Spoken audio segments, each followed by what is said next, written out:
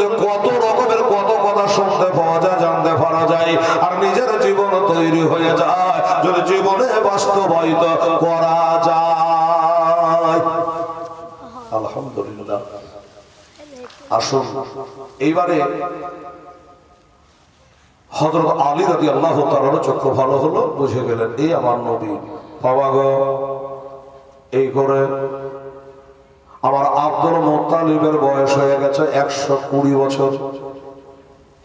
তখন আমার নবী পাকের বয়স হলো মাত্র 8 বছর। বাবা 8 বছর, এটা দুনিয়াবি বয়সের কথা বললাম। আর যদি নবীকে জিজ্ঞাসা করে যে আপনি নবী কবে হইলেন, ওদিক জানতে আলাদা লাইন চলে যাবে। আমার নবী বলেন আমি নবী কবে হলাম, যেদিন আদম ও হাওয়া মাটি ও পানিতে মিশ্রিত ছিল, আমি তখন ওই নবী ছিলাম। সুবহানাল্লাহ। এর দুনিয়াবি 8 বছর বয়স হলো, ওনার দাদার বয়স হলো 120 বছর। তখন উনি অসুস্থ হলেন। কাল বলেছিলাম নবীর দাদা হলো চিরদিন কেউ থাকতে দুনিয়া আসেনি ভাই, একদিন চলে যেতে হবে এ দুনিয়া ছেড়ে। বাবা 120 বছরে অসুস্থ হয়ে গেল, মৌতের বিছানায় শয়ন করেছে, শরীরটা ভালো হয় না। বাবা গো, আমার আব্দুল মুত্তালিব ভাবল আল্লাহ আমি তো চলে যাব, আমার এতিম বোধাটাকে আমি কার হাওলে করে যাব, কার কাছে রেখে যাব? বেটা তো অনেকটাই আছে, আবু লাহাব আছে, আমির হামজা আছে, হযরত আব্বাস আছে, অনেক তো বেটা আমার আছে, আমি কাকে দেব?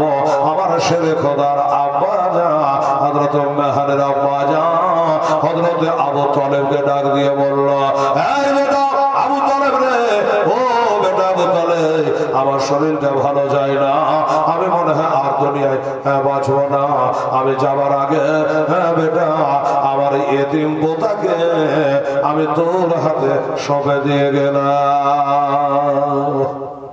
জনাব আবু তালেব দায়িত্বটা নিলেন।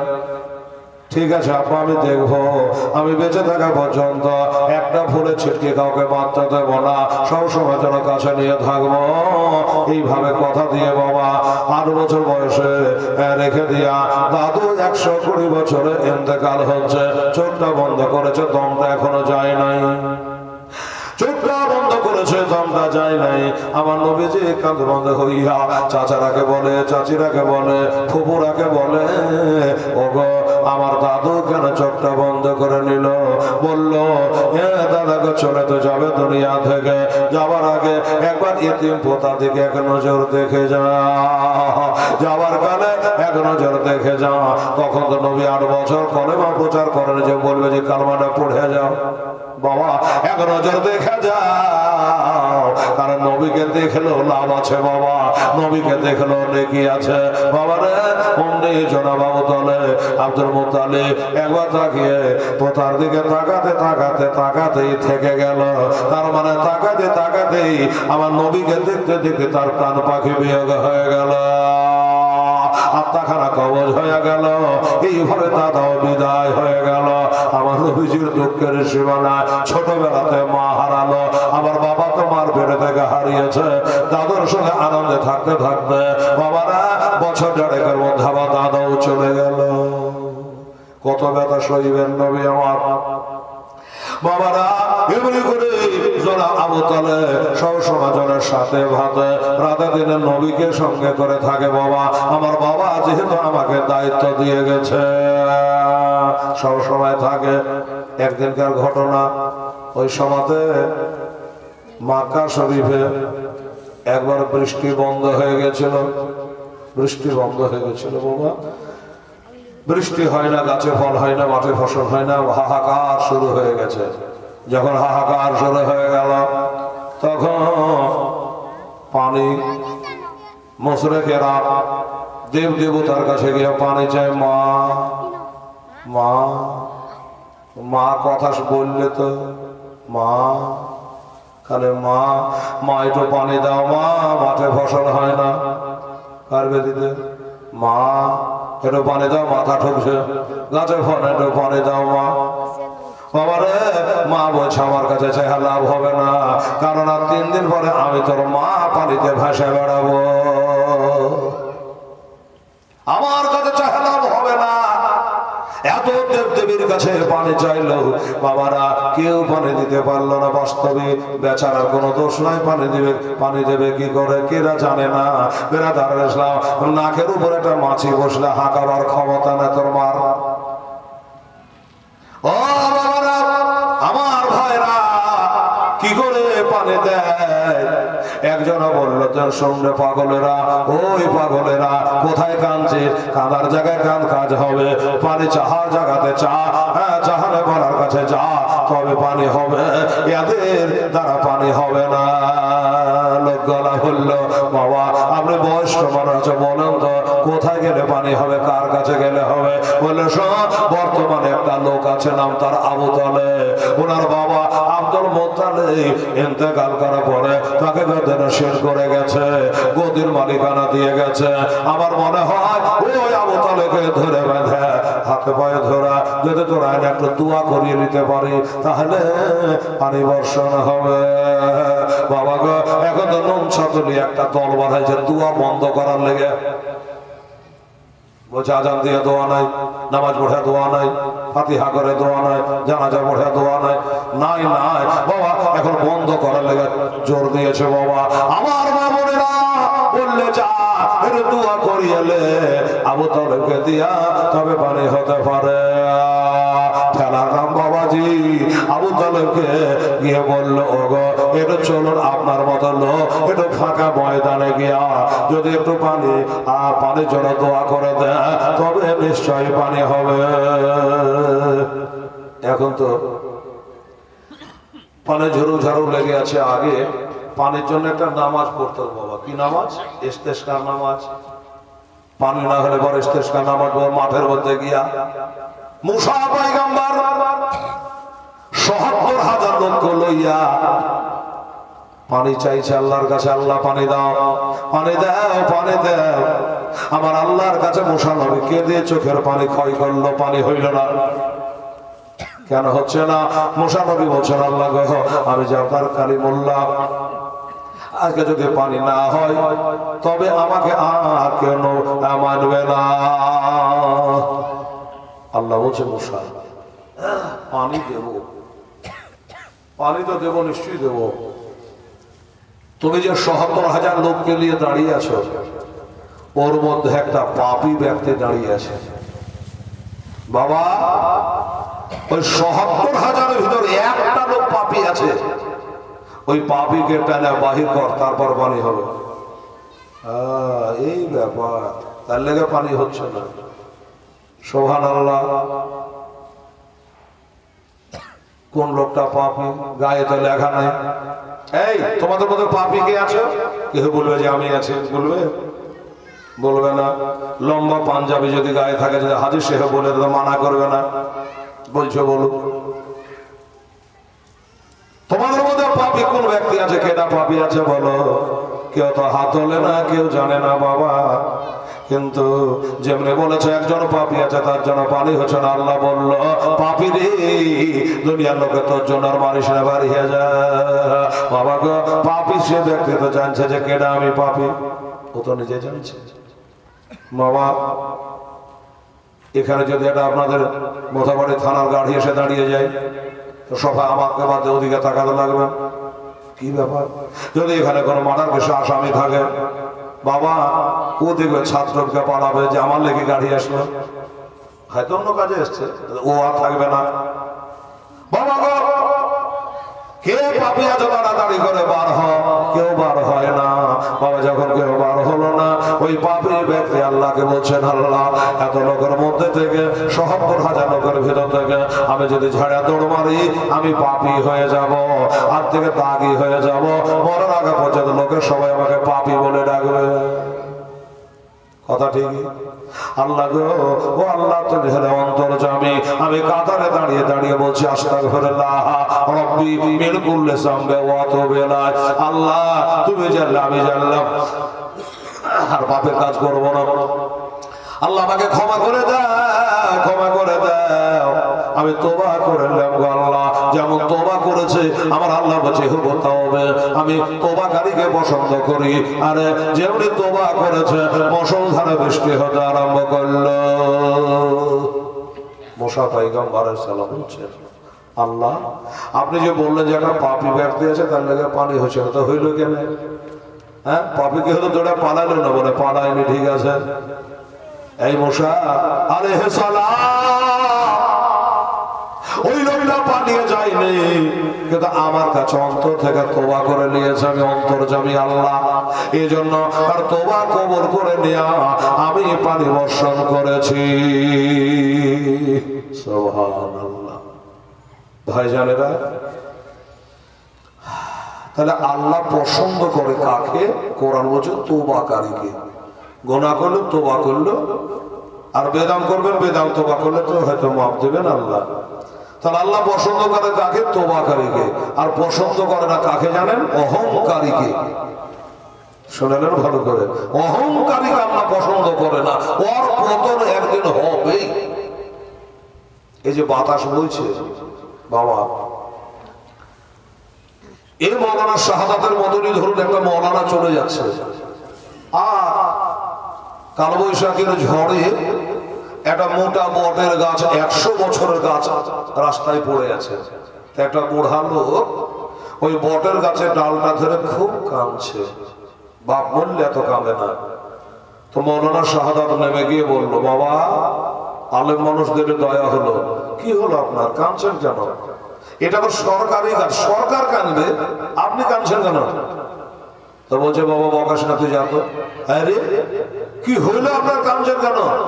তো বলছে যে বাবা শোন, 10,000 টাকা লোন করে 3 বিঘা ধান লাগিয়েছি, এটা 15 দিন হইল। তো বললো যে 10,000 টাকা লোন করে 15 দিন আগে ধান লাগিয়েছেন, তো বটের গাছ ধরে কাঁদছেন কেন? তো বলছে, আচ্ছা তুই পাগলা মরবি রে বাবা, 100 বছরের পুরাতন গাছ আমার পড়ে লাটার পাটার করছে, আর 15 দিন আগে আমি ধান লাগানো, ওই ধান আবার আছে। মৌলানা বলছে, আপনি এত কম বড় পাগল নাই, আপনি ধানের জমি গেছিলেন, কি করতে যাবো? 100 বছর গাছকে উল্টে দিয়েছে, আবার ধান থয়। মৌলানা বলছে, বাবা একবার জমিতে যান, একবার দেখেন না গো, অবিশ্বাসী 100 বছরের পুরো এত গাছ উল্টে গেছে, আমার ধান শেষ। ওই জন্য গাছ ধরে কাঁদছে। মৌলা যখন বুঝিয়ে বললো যে বাবা আল্লাহ সব পর তুমি যাও, দেখি মৌলবীর কথা শুনে যাইছে। তো বাবা ওর ধানের চারা গোড়া একটাও বাবা লড়েনি, হিলেনি, কায়দ হয়নি, যেমনকার তেমনি পাতাগালা নিচের দিকে ঝুঁকে আছে, ওই রকমই। জমিবাদ দিয়ে মৌলবী শাহাদাতকে খুঁজতে আরম্ভ করলো, কোথায় সে মৌলানা? আলেমদের কথা মানতে হয়, আমি ভুল করেছি, আমি কত কি আলেমকে বলেছে, বাস্তবিক ব্যাপারটা বুঝবো মৌলবীর কাছে গিয়া। ধরল, বাবা তুমি কি আমার এই জমিতে আগাম গেছিলে? আমার ধানের জমি ধান তুমি দেখে আসছিলে নাকি? বলে না। তার তুমি আন্দাজে কি করে বললে? তা বলছে, বাবা রে শোনো, আমার আলেম মানো, মন থেকে হিকমত সবই পড়তে হয়। আসলে 100 বছরের গাছটা পড়ে গেল, আপনার ধান কেন উল্টাল না জানেন কেন? তো বলছে এই গাছটা খুব অহংকারী ছিল। যখন ঝড় সাজতো তখন গাছ একবারে ডানা শাট করে বলতো, 100 বছর থেকে এখানে দাঁড়িয়ে আছি, আমাকে কেউ উল্টাতে পারে, চলে আয় দেখি তোর ঝড়। এই করে অহংকার করতে হয়, জ্বর শুদ্ধে উল্টে দিয়েছে, জানেন? হতে পারে বাবা। আর আপনি যে ধানগুলা লাগিয়েছেন, ওই চারাগুলা নিচের দিকে নম্রতা ভদ্রতার সহিত ধানগুলা নিচের দিকে ঝুঁকে আছে আদবের সঙ্গে, এই জন্য আপনার ধান গালা উল্টায় না। ঠিক রে বাবা, এটাই হতে পারে। বুঝিয়ে দিল যে অহংকারিতা আল্লাহ পছন্দ করে না। বেরাদারানের ইসলাম পছন্দ কাকে করে বললাম? তওবাকারীকে পছন্দ করে। সুবহানাল্লাহ। আমার ভাইরা, মা বোনেরা,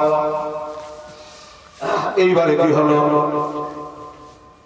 জনাব আবু তালেবের কাছে হাতে পায়ে ধরে বলে, হুজুর এটা চলেন।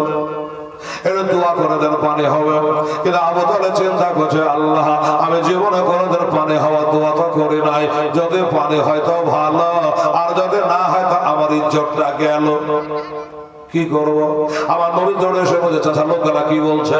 বলে, বেটা রে আমাকে পানি হওয়ার দোয়া করার জন্য ডাকছে। আচ্ছা আচ্ছা, পানি হওয়ার দোয়ার জন্য বলে দাওয়াত নিয়ে এলেন। নবীর ভরসা আছে খোদার উপরে, দাওয়াত নিয়ে এলেন। আরে বেটা দাওয়াত নিব, পানি যদি না হয়, আরে দাওয়াতটা নিয়ে এলেন দেখা যাবে। বলে ঠিক আছে বাবা চলো, এবার পানির জন্য দোয়া করতে যাচ্ছে। আমার নবী বলে, চাচা আপনি দোয়া করার জন্য যাচ্ছেন,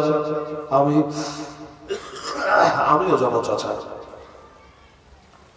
আবু তালেব বলল যে বাবা এত লোকের ভিড় ভাড়, হাজার হাজার লোক, আর তুমি ছোট ছেলে পানির ভিড় ভাড়ে, একেবারে লোকজনের ভিড় ভাড়ে, কোথায় হারিয়ে টারিয়ে যাবা, কি হবে না হবে?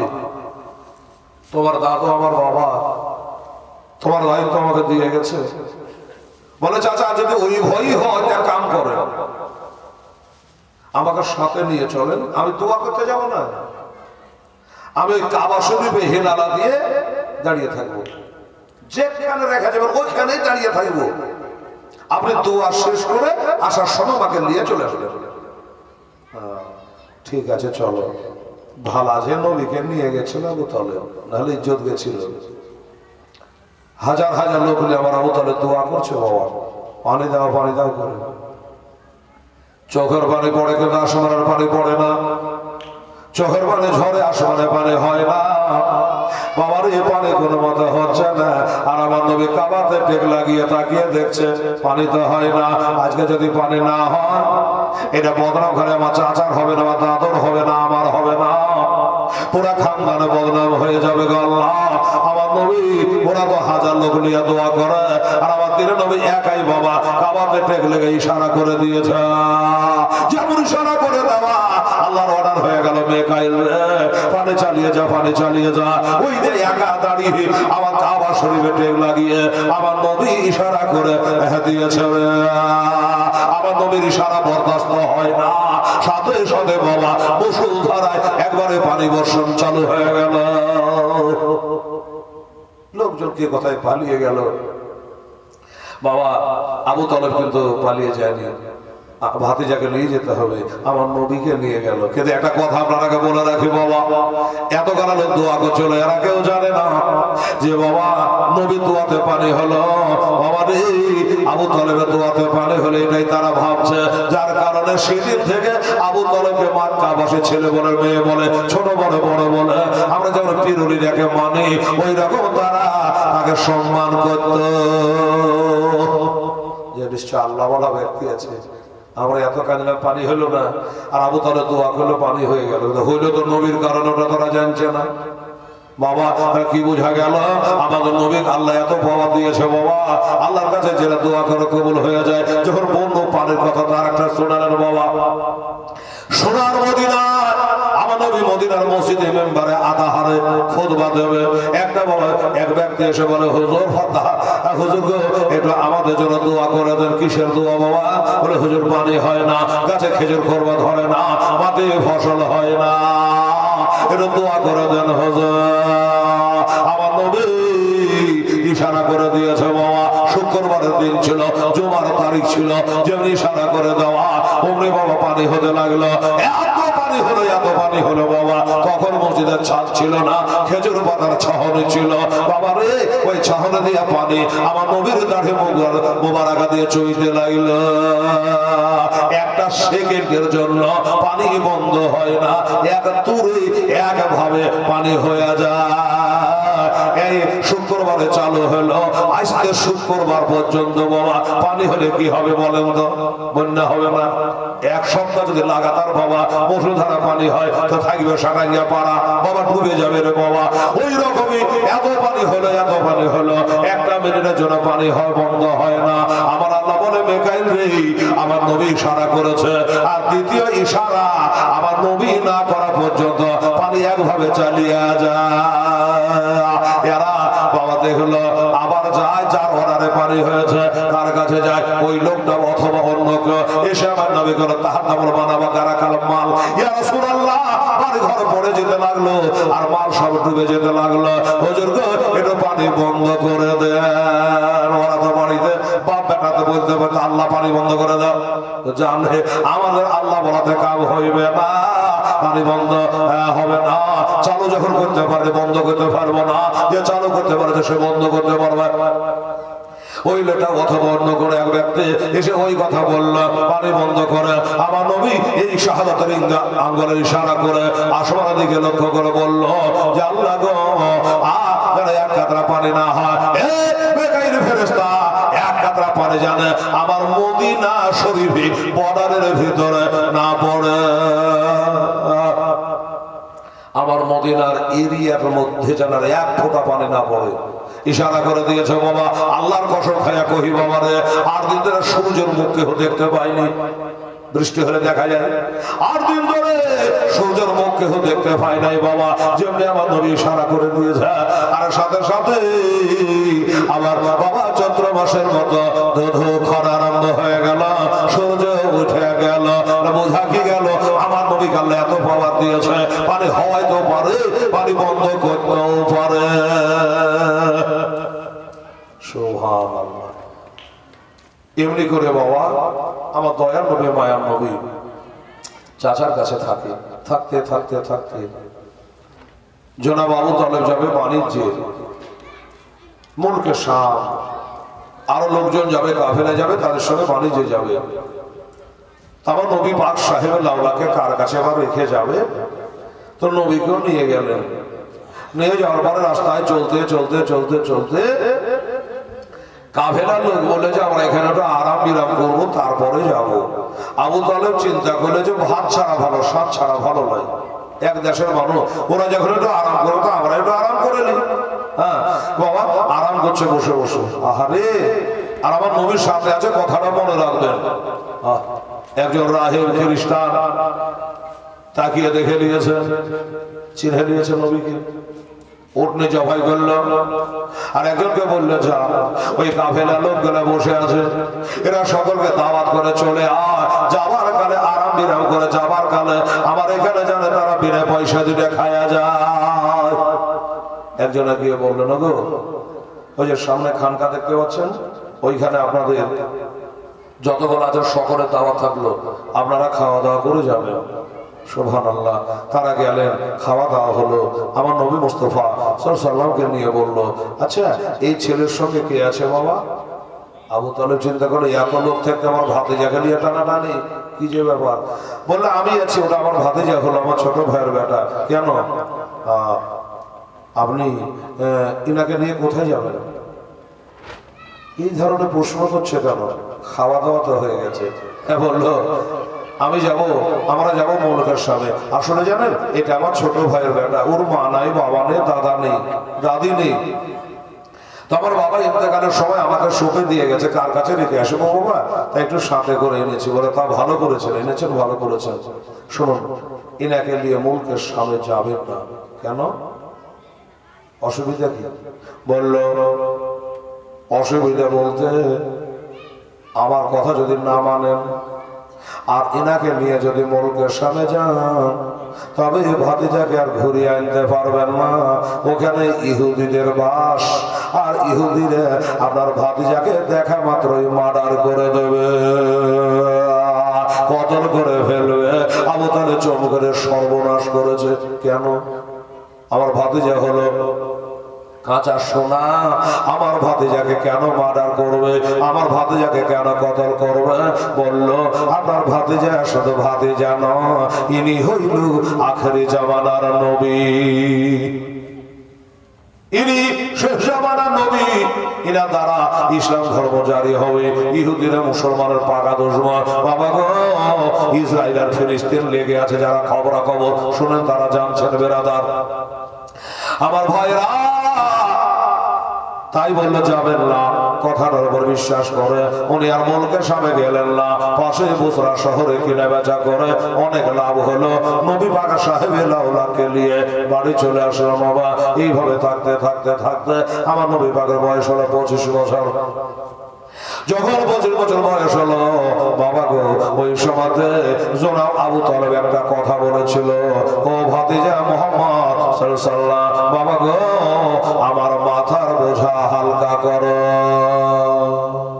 মাথার বোঝা হালকা করো। বাবা আমরা হলে উল্টা পাল্টা বুঝতাম, মাথার বোঝা হালকা করার মানে কি আমার নবীজির বুঝতে বাকি ছিল না। মাথার বোঝা হালকা করার মানে আমার চাচা বলতে চাইছে আমাকে নিজের পায়ে দাঁড়ানোর জন্য, কিছু রোজগার করার জন্য হয়তো বলছে, ও চাচা, চাচা গো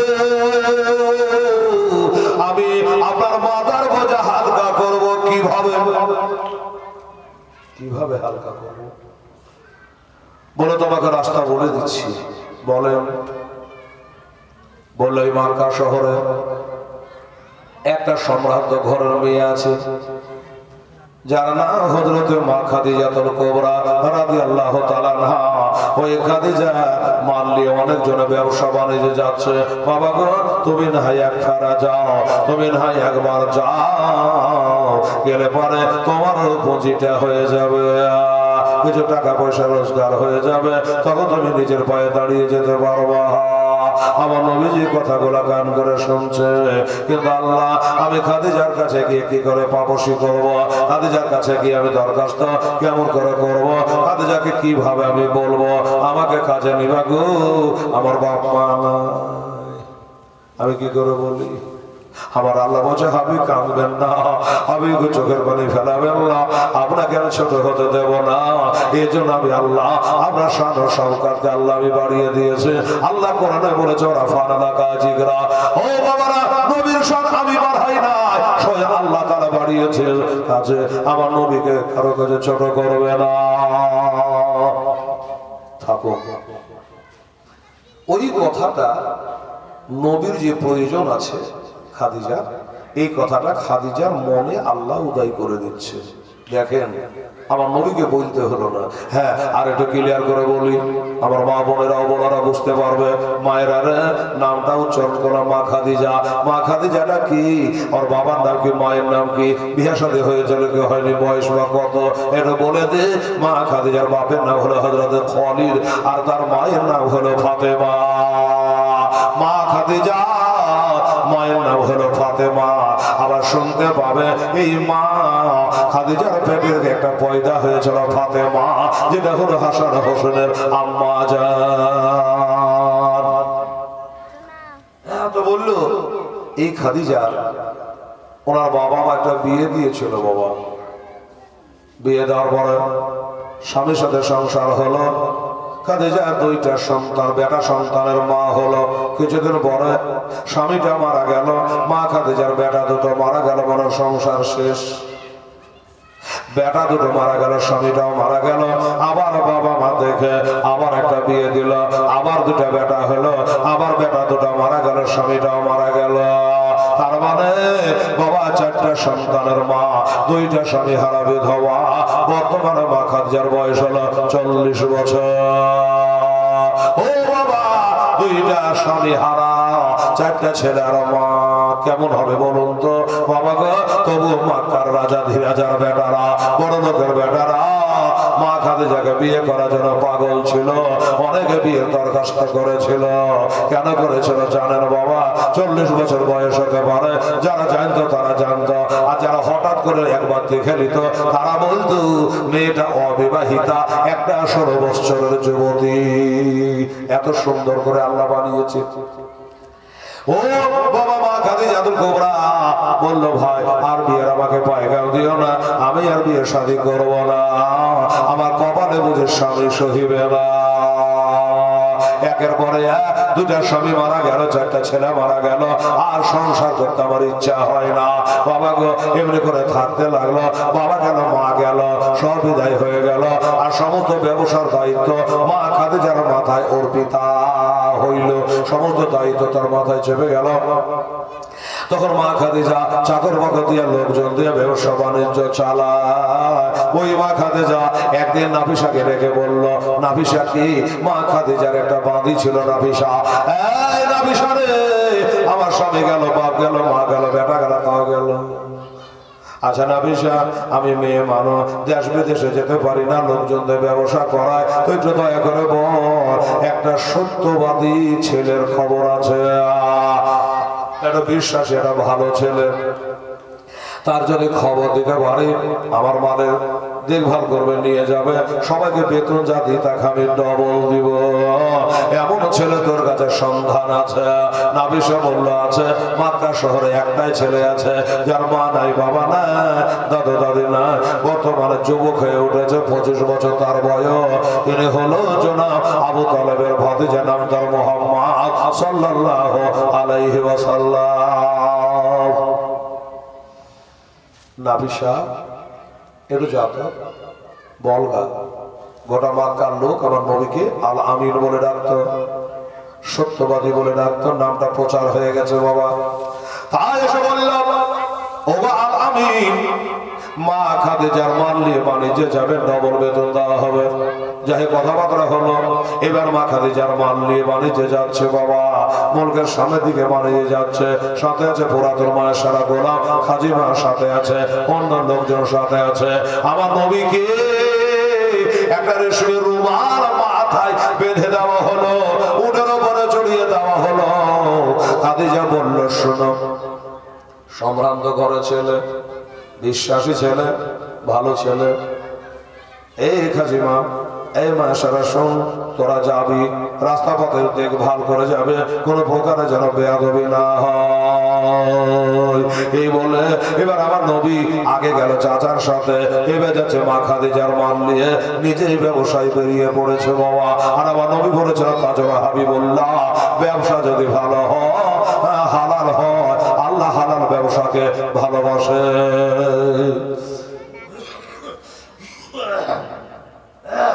চলে যায়, চলে যায়, কাফেরের লোক যত যায়, আমার নবীও তাদের সঙ্গে চলে যায়।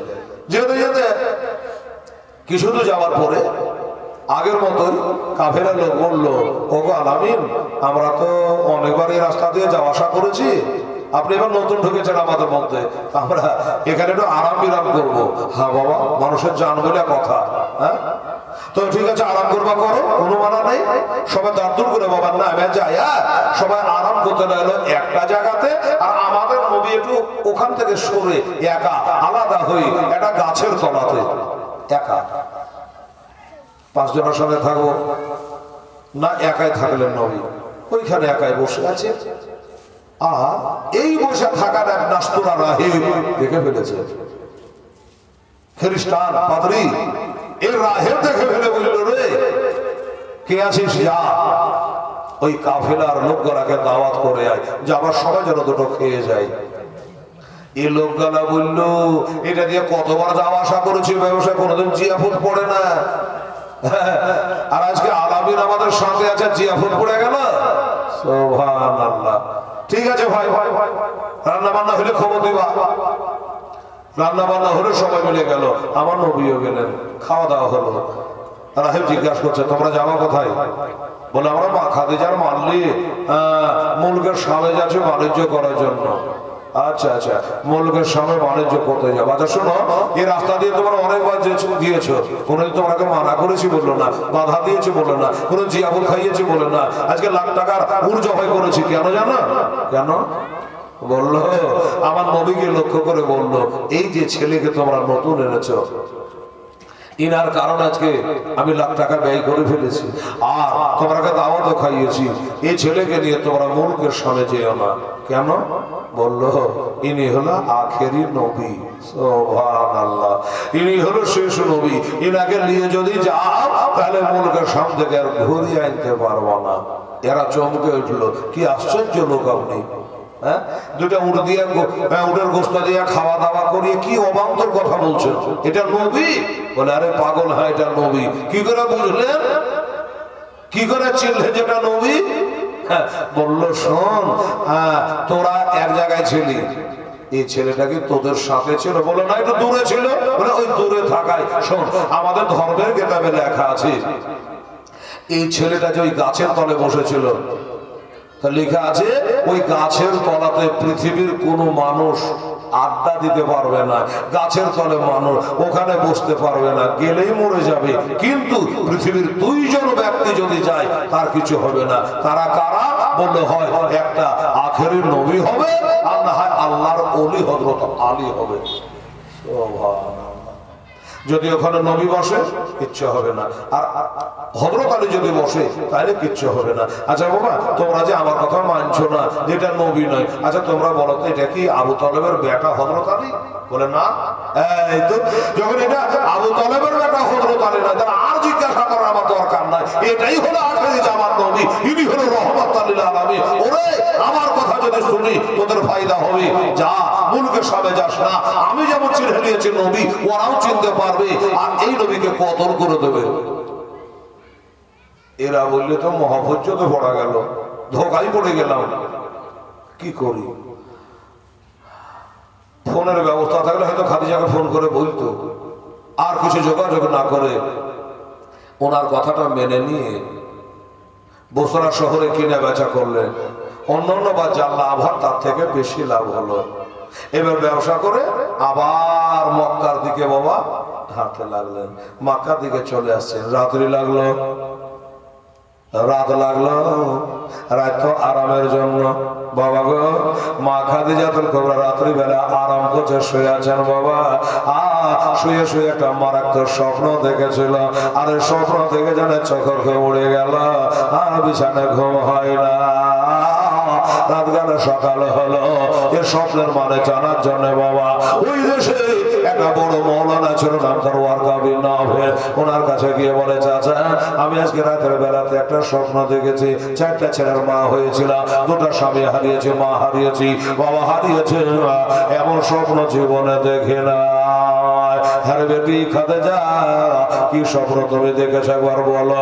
বলে হুজুর আমি স্বপ্ন দেখলাম এইরকম, আমি যেন শুয়ে আছি একা ঘরে, একা বিছানায়, আর দেখলাম আকাশের চন্দ্র সূর্য নেমে যেন আমার বাড়ি আঙিনায় চলে আসছে। আমি নিজের চোখে দেখতে পাচ্ছি আসমানে চন্দ্র সূর্য নেমে যেন আমার বাড়িতে চলে আসছে। এরকম একটা স্বপ্ন কেন দেখলাম? আর বলে খাদিজা রে, তোর ভাগ্য ছাড়া ভাগ্য না, আল্লাহ যা করে ভালোর জন্য করে রে।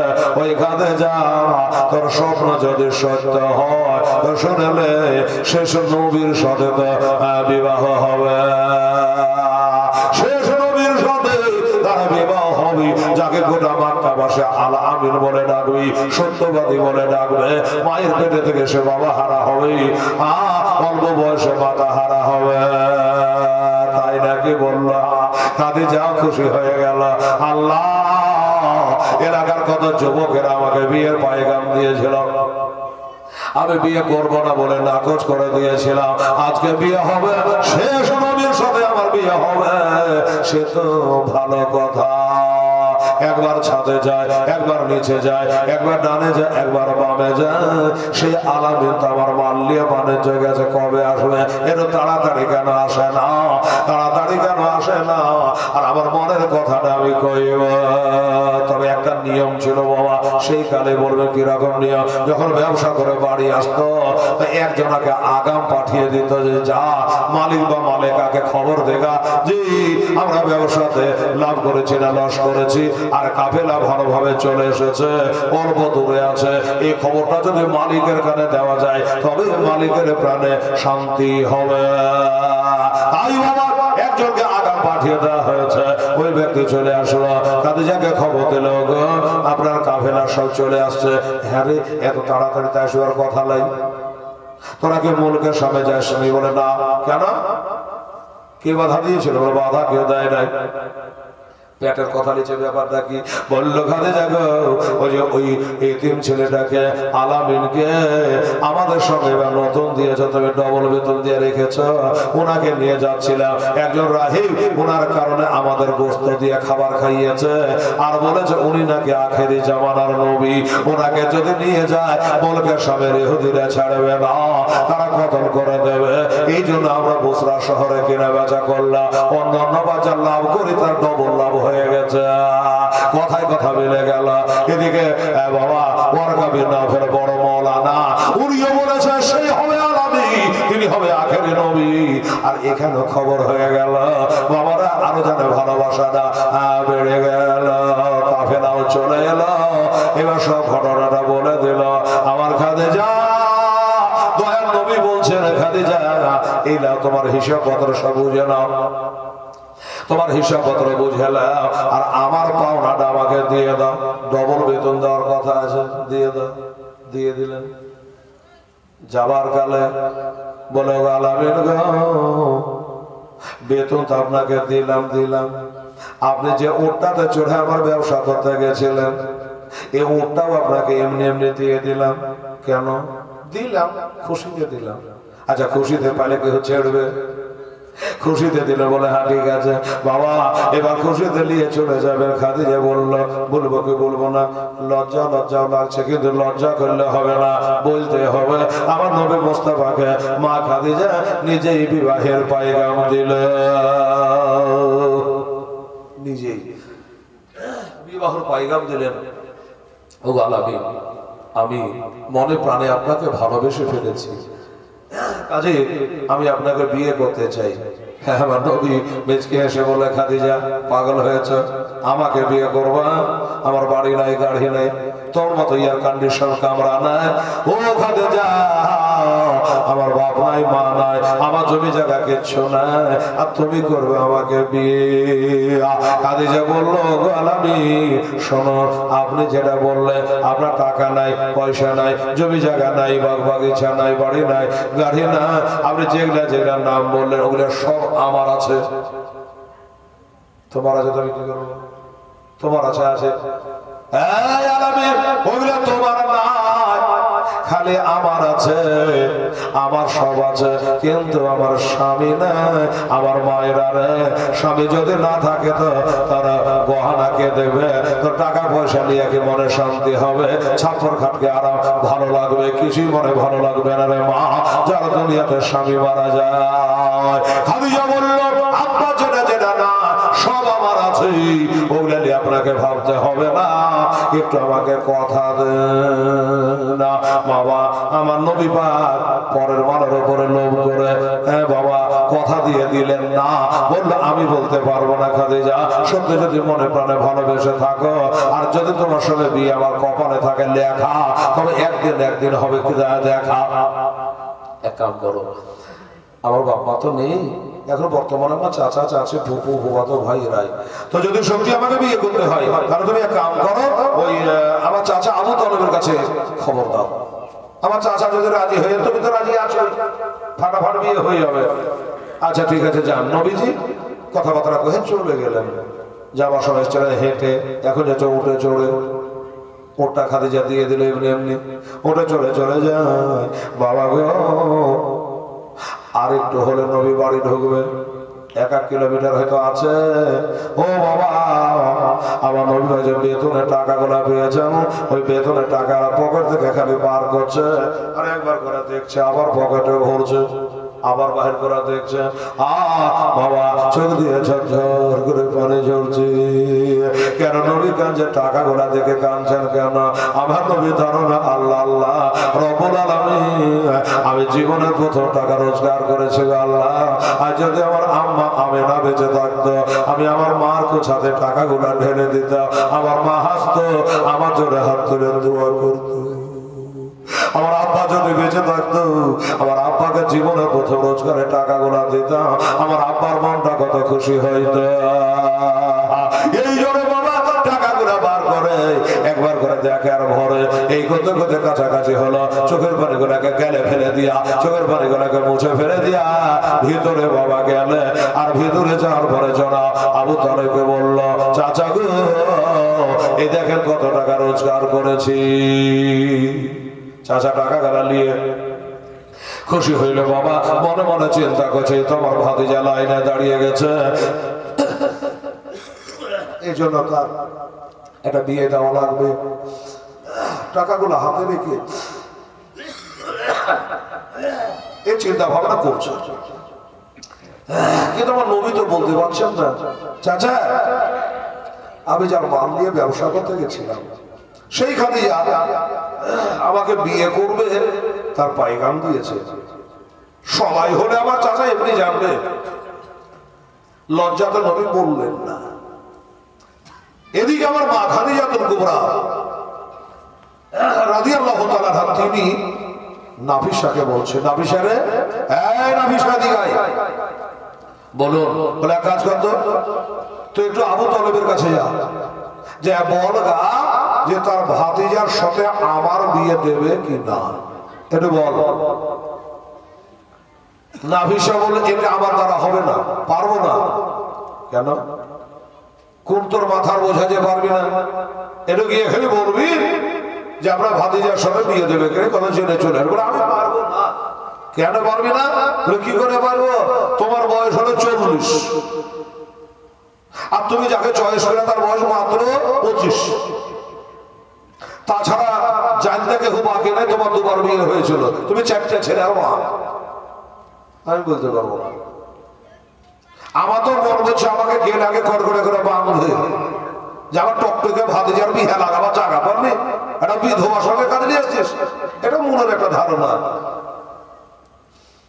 আচ্ছা যা না, একটু বল না, একটু কষ্ট কর না আমার লেগে, আমি যখন মনে করে ভালোবেসে ফেলেছি। নাফিসা বলল, নুন খাই তার গুম গাই। যখন এত করে বলতে, শোনো আমি কিন্তু নবী চাচাকে বলতে পারবো না। কাকে বলবি? চাচাকে না বলে তো হবেও না। না, ওই নবীর একটা ফুপুর সাথে কিন্তু আমার উঠবোস আছে, জুবাইরের মা আব্দুল মুত্তালিবের বেটি হযরত সুফিয়ার সঙ্গে। আমি নবীর ফুপুকে বলবো, তখন নবীর ফুপু এবার তার ভাইরাকে বলবে, আর তোমার কপালে থাকলে বিহা লেগে যাবে। যা তাই করা যায়। চলে আসলো হযরত জুবাইরের মা বিবি সুফিয়ার কাছে চলে আসলো। এই কথা ওই কথা হতে হতে আলোচনা হলো যে তোমার ভাতিজা তো পূর্ণ সবালক হয়েছে, তো তার বিয়ে দেবে কি দেবে না? বললে হ্যাঁ বিয়ে তো দেবো। কোনো মেয়ে আছে নাকি? নাম বললো। মা হযরত সুফিয়া চলে আসলো ভাইয়ের হয়ে বাড়ি বেড়াতে। বাপ মা নাই, ভাই আছে, ভাবি আছে, ভাই পোড়া আছে, তো বহিন ভাইয়ের বাড়ি বেড়াতে এসেছে। আবু তালেবকে বললেন, দাদা আমাদের ভাতিজারা তো বড় হয়েছে, সবালক হয়েছে, দায়িত্ব যখন আছে, তো তার বিয়ে দিয়ে দেওয়ার চিন্তা ভাবনা কি করেছেন? বললো বহিনের বিহাত একটা দিতে হবে, ছেলে বড় হয়েছে, তাছাড়া টাকাও রোজগার করতে শিখে দিয়েছে, তাই নাকি? বললো হ্যাঁ। তা তোর হাতে সেরকম কোনো মেয়ে আছে নাকি? আছে একটা। আছে বললে হ্যাঁ, নাম বল। বল না, বল দেখি। বললো আমার ভাতিজার ব্যবহারে মুগ্ধ হইয়া খাদিজা নিজেই বিবাহ পাইগাম পাঠিয়েছে। হ্যাঁ, ওই যে খাদিজার মারলে আমার ভাতিজা ব্যবসা করতে গেছিল, বলে হ্যাঁ হ্যাঁ ওই খাদিজা নিজে লোক পাঠিয়েছে। সর্বনাশ, যার কেহ নাই তার আল্লাহ আছে। দাঁড়া বহিন দাঁড়া। ভাই আমির হামজাকে ডাকলো। আমির হামজাটাকে আমার নবীর দুধ ভাইও হয়েছে, আবার চাচাও হচ্ছে। দুধ ভাই কি করে? আবুল আহাবের বান্দির সোহেবের দুধ আমার নবী পান করেছিলেন, আর আমির হামজা করেছিলেন। এদিক দিয়ে দুধ ভাই হলো, আর আব্দুল মুত্তালিবের বেটা আমার খাজা আব্দুল্লাহর ভাই, সে হিসাবে চাচা হইল। হ্যাঁ, তো ডাকলেন আমির হামজাকে ডেকে, দুই ভাই পরামর্শ করলো, ভাতিজা তো তোমারও আমারও, তো এরকম এরকম ব্যাপার, কি করা যায়? আমির হামজা বললাম, দেরি করা যাবে না, দিয়ে দিতে হবে। হ্যাঁ, দিয়ে দিতে হবে। রাজি হয়ে গেল, কথাবার্তা হলো। বাবা তাহলে কি বোঝা গেল? উভয় পক্ষ রাজি হয়ে 25 বছর নবীর বয়ে, মা খাদিজা 40 বছর বয়ে। বাবা এবার বিবাহর আয়োজন হলো। বাবা বিবাহ 400 নিষ্কার চাঁদি মোহরানা বেঁধে বিবাহ পড়াবে। বিবাহর মেয়ের তরফ থেকে একজন উকিল লাগে, ছেলের তরফ থেকে দুজন সাক্ষী লাগে। দুইজন সাক্ষী আমার নবীর হলো, একটা হলো জনাব আবু তালেব আর একটা হলো আমির হামজা। হ্যাঁ, বিহার খুতবাটা কে পড়লো? কেতাবে লিখছে আবু তালেব পড়লো। আবু তালেব খুতবা পড়লো, দিন হানিফের উপরই বাবা তার বিবাহ সমাপ্ত হয়ে গেল। বেরাদারান ইসলাম সবাই নেকেরা, বাবারা, আমার ভাইরা বোনেরা, বিবাহ সমাপ্ত হলে এটাই নবীর প্রথম বিবাহ। বাবা আমার ভাইরা রে, আমার নবী আরো বিয়ে আছে, সেগুলো পরে হবে। এটাই হলো মা খাদিজাতুল কুবরা। স্বামীকে এত ভালোবাসা দিতে লাগলো। বাবা আগে যে 4টা ছেলের মা হয়েছে, 2টা স্বামীর সাথে সংসার করেছে, আমার নবীর সাথে সংসার আরম্ভ হলো। মা খাদিজার পেটে থেকে আবার 6টা সন্তান হলো, আকা 4টা বাদ্যের। এবার আমার নবীর সাথে 4টে বিটি হলো, আর 2টো বেটা হলো। বাবা গো, বেটা গালা হলো, একটা হচ্ছে বাবা আবু কাসেম, আর একটা নাম হলো আব্দুল্লাহ।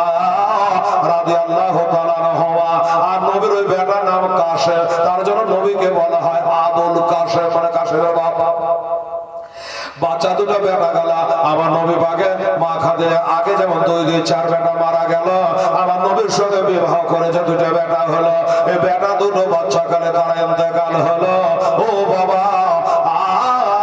4টা কন্যা সন্তান হলো তারা কারা হযরত রুকাইয়া হযরত জয়নব হযরত কুলসুম আর হযরত বিবি ফাতেমা রাদিয়াল্লাহু তাআলা আনহুন্না আর এই ফাতেমা থেকে হাসান হোসেন থেকে বাবা চলছে বাবা দুনিয়া কিয়ামত পর্যন্ত বাবা আমার ভাইরা বাবারা মা বোনেরা এমনি করে সংসার চালু হয়ে গেল এবার বাবা এলাকার যত বড় লোকেরা তারা জানে মা খাদিজাকে ঠাট্টা করতে লাগলো ওরে খাদিজা এমন গোড়াতে পড়লে এমন ডুবলে বিয়ে করবো না করে এমন একটা গরিবের ছেলেকে বিয়ে করে ফেললে এই করে লোকে আনাগোনা টানাগোনা আরম্ভ করে দিয়েছে বাবা আমার মা বোনেরা একদিন দুদিন করতে করতে একদিন মা খাদিজার কানে খবরটা চলে এলো আমার স্বামীকে সব গরিব বলে তোরাকে না দেখেন আমি খাদিজা আমারও দম নাই সবকে একদিন জবাব দেওয়া লাগবে মা খাদিজা বলল জবাব আমি কেমন করে দেবো পাড়ায় পাড়াইতে বলে বেড়াতে পারবো না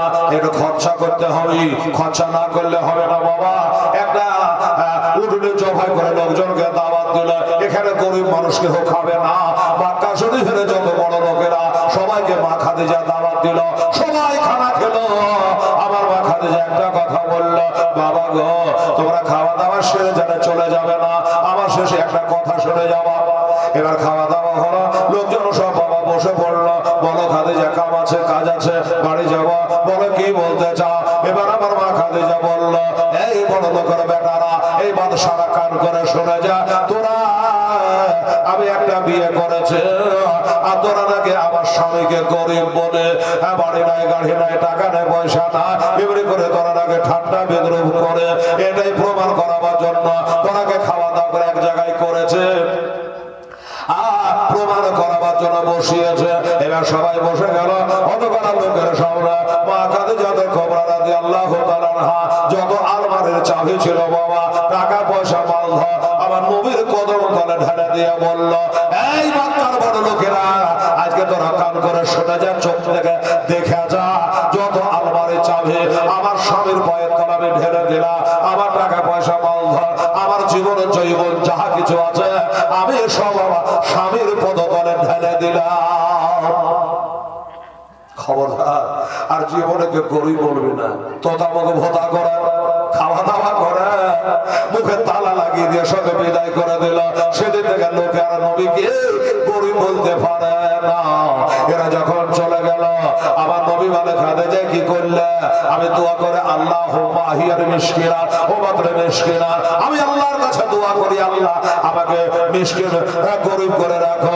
মিসকিনের সাথে আমার হাসর করায়ও আর এত টাকা পয়সা তুমি ঢেলে দিলা এই খাদিজা টাকা পয়সা তোমাকে দিলা সবই করলে মালিকও বানিয়ে দিলা তো শুনো এই টাকা পয়সা মালধন যা দিলা এর মালিক তো আমি হয়ে গেলাম এবার আমি এগুলো যা খুশি করতে পারি এবার যা খুশি আমি করতে পারি বলে আপনাকে যখন শোকে দিয়েছি আপনি যা খুশি করতে পারেন আমার কোনো আপত্তি নেই বাবা গো আমার মা বোনেরা গো এবার বাবা মা খাদিজার মানে নবী বড় লোক হলো কিন্তু নবী বড় লোক হতে চায় না ওই টাকা কাটা 2 হাতে বাবা আবার দান করতে লাগলো আর একটা কথা যত ওই মক্কাতে গরিব ছিল গরিবেরা কিন্তু মা খাদিজাকে দেখে মুখ ঘুরিয়ে নিত তোরে আবার কি হলো রে বড় লোকেরাকে খানা দিয়ে ঠান্ডা করলো তোরা কেন মুখ ঘোরা মেয়েগুলো বলে ওই ভিক্ষু করে বলে গরিবেরা বলে ওকে খাদিজা অভাবে অনটনে আপদে বিপদে তোমার কাছে দান চেয়েছে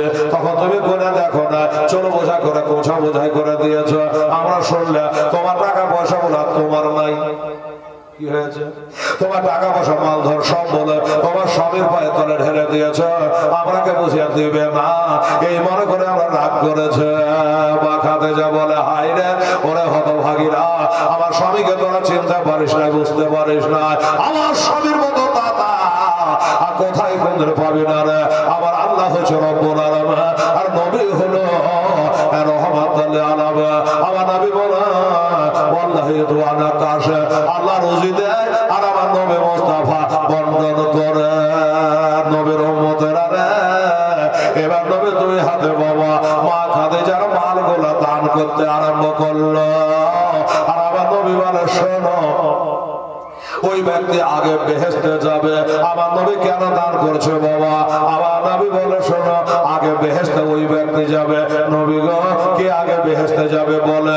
আমার নবী বলেছিল যারা হাত সব থেকে লম্বা সে আগে জান্নাতে যাবে। নবীর বিবিগণ হযরতে হাফসা ওমরের বেটি হাত নেবে দেখে বলে নবী গো, আমার হাঁটা সব থেকে বড় হইল। আবার নবী বলল হাফসা রে, ওইভাবে বড় কথা বলি না, যা দান করাতে হাত লম্বা সেই ব্যক্তি আগে বেহেশতে যাবে। তারা দান করতে লাগলো, আর আমার নবী মুস্তাফা দুই হাতে বাবা দান করতে আরম্ভ করলো। ওগো নবীর উম্মতেরা রে, ওই আমার নবীর উম্মতানিরা, আসুন না ভাই, আমার দাদারা, আমার মা খালা বোনেরা, আমার নবীর সুন্নাতটা একটু পালন করলে। তারপরে কি হলো, একটা বাজে কথা বলবো না, পরের লাইন ভাই লাইন আপনাকে শুনিয়ে যাব বাবা। তবে দোস্তরে আমার ভাইরা, আমি গতকাল দিয়েছে, পরশু দিয়েছে, আজকে বলবো একটা ঝলক আপনাদের জন্য।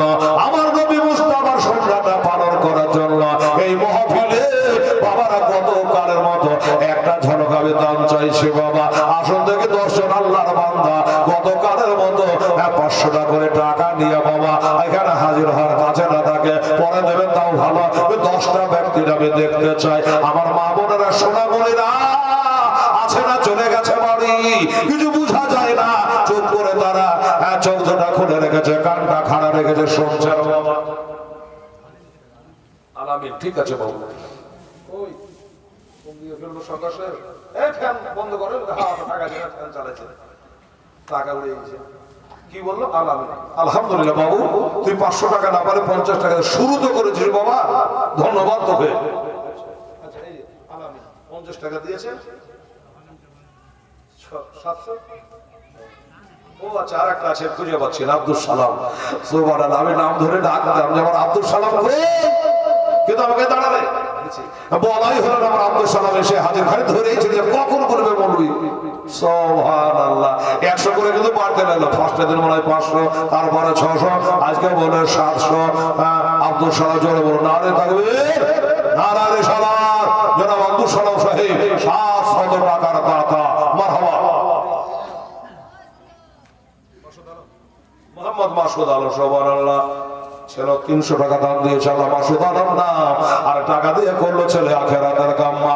আর দোয়া করে করো দানকারীদের করে সঙ্গে করে দিয়ে আমার বিশ্ব নবীর সাথে যা সাবিক ইসলাম 50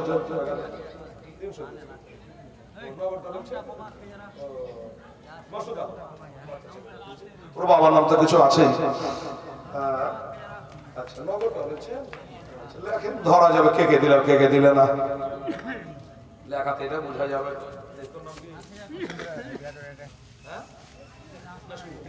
আচ্ছা নাসিমুল 51 টাকা, নাসিমুল 11 টাকা, ছেলেটাকে কি দিয়ে গেল 50 টাকা। আলহামদুলিল্লাহ, জাযাকাল্লাহ, মাশাআল্লাহ, সুবহানাল্লাহ। ও ভাইরা বাবারা, আমার মা বোনেরা, এই বাবা যে ভাইরা মা বোনদের কাছে আপনারা কালেকশনে জানাবি, তাদেরকে বলছিলাম তো জানছি না, ডানে ভাবে আগে বুঝে যে যেখানে আছেন যান। আর সোনামণিরা, আমার মা খালা বোনেরা, একটু আল্লাহর রাস্তায় গত 2 রাতের মতো একটু দেন তো মা, দেখে তো একভাবে জীবনী বলে গেলাম, একটু আপনাদেরই কবরস্থানের উন্নতির জন্য ভাই একটু বলেছি বাবা।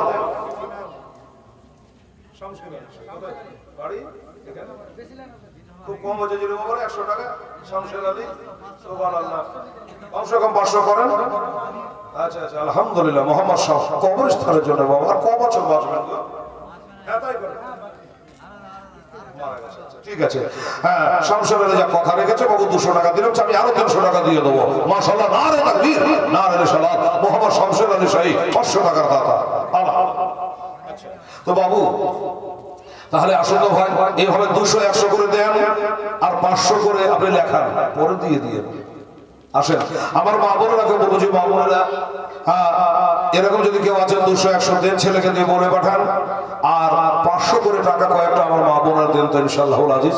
সুবহানাল্লাহ।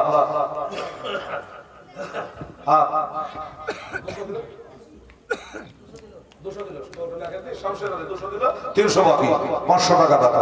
আচ্ছা দোস্ত বুঝুন, আর বাস্তবিক এ ভাই এটা লাগিয়েছে, এটা কত যাচ্ছে যে আমার বাড়ি থেকে আসা শুনতে বছর বলছে বলছি ইউটিউবে আপনার জালসা আমার বাড়ি থেকে শুনে গেছে এই জালসা সুবহানাল্লাহ। তাহলে ইউটিউবে যদি আমার মুর্শিদাবাদ থেকে শুনতে পাই এখানকার জালসা, তাহলে গোটা কালিয়াচক দেখতে পেয়েছে নাকি বলেন? সুবহানাল্লাহ। তো আমার দাদা ভাইরা, আমার মা বোনেরা, একটু আসুন মেহরবানি করে বাবা। হ্যাঁ, তাহলে কি বলে সংসারের একটা 500 টাকা 200 700 টাকা